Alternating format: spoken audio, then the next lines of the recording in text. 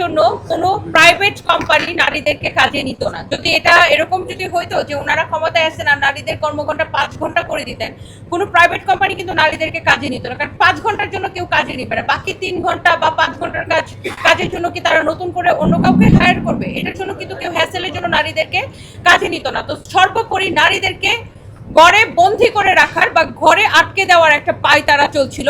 এবং এখানে কিন্তু তারা আরেকটা বিষয় ক্লিয়ার করে নাই যে এই 5 ঘন্টার কাজ কোন নারীরা করবে। সেটা কি চাকরিজীবী নারীরা, মানে নারী কর্মজীবী নারী মানে কিন্তু শুধু চাকরিজীবী নারী নয়, সেখানে উদ্যোক্তা আছে, সেখানে ডক্টর আছে, সেখানে হচ্ছে যে ইঞ্জিনিয়ার আছে, সকল শ্রেণী, একজন আইনজীবী আছে, সেখানে কর্মজীবী মানে সকল শ্রেণী পেশা নারী। তো আমি কত ঘন্টা কাজ করব সেটা আমার টাকায়, আমার ট্যাক্সের টাকায়, আমার ভ্যাটের টাকায় যে সরকার চলে, সে সরকার কিন্তু ঠিক করে দিতে পারে না যে আমি কত ঘন্টা কাজ করব। আমি একজন ফ্রিল্যান্সার, আমি যদি ধরি আমি একজন ফ্রিল্যান্সার, আমি যত ঘন্টা আমার খুশি আমি কাজ করতে পারি, কারণ আমার যে আমার পরিবার চালানোর জন্য আমার যে টাকা দরকার সেটা কিন্তু সরকার আমাকে দিয়ে দিবে না। তো আমি আমার প্রয়োজন অনুযায়ী যত ঘন্টা খুশি আমি কাজ করতে পারি।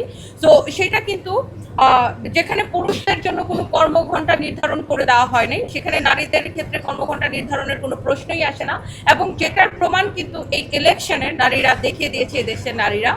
তো এখন নারীরা হচ্ছে আমার বিশ্বাস যে সংসদে এটার সঠিক জবাব দিবে এবং ভবিষ্যতে আমরা সংসদে আরো নারী নেতৃত্ব, এটার পার্সেন্টেজ হয়তো আমরা আরো অনেক বেশি আশা করি।